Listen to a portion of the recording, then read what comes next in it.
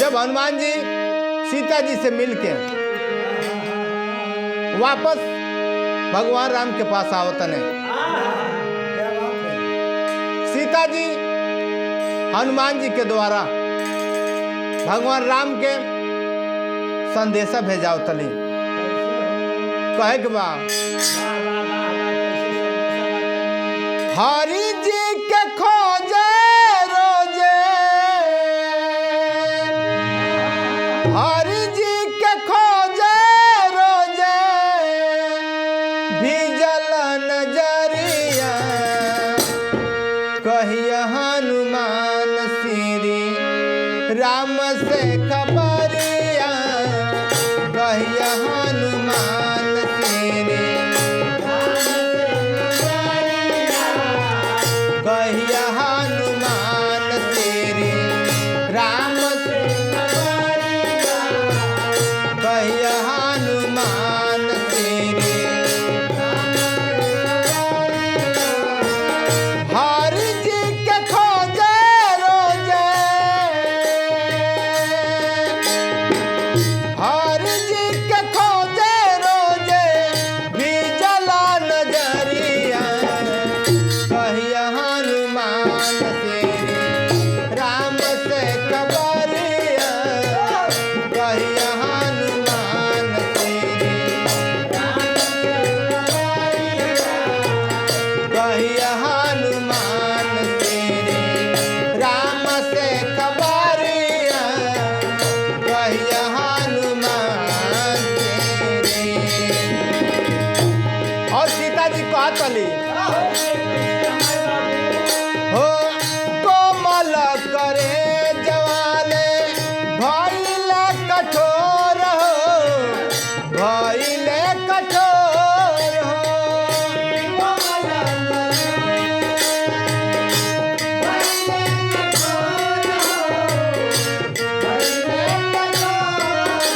कोमल करे जवाला भइले कठोर हो, भइले कठोर हो,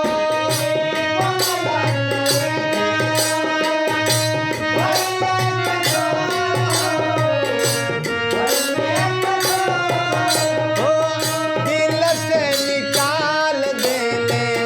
दिल से निकाल देले। और कहतली हो कहतली कि दिल से निकाल देले बना, लागत कि हम भोर पड़ गए बानी। कहे के बा दिल से निकाल देले, डाल देले भोर हो,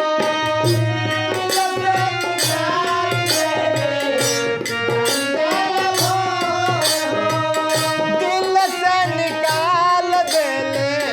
डाल देले भोर हो,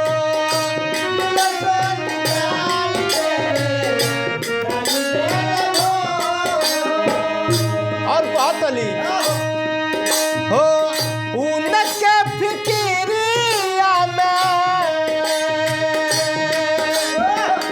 उनके फिकिरिया में, उनके फिकिरिया में गले हाय शरीरिया, कहिया हनुमान श्री राम से खबरिया, कहिया हनुमान श्री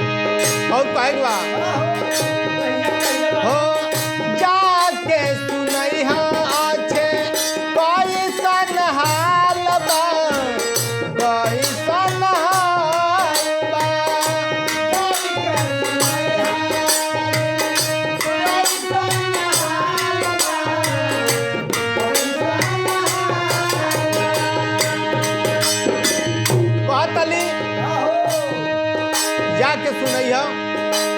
हमार कंडीशन देखते वाले, स्थिति देखते ही वाला,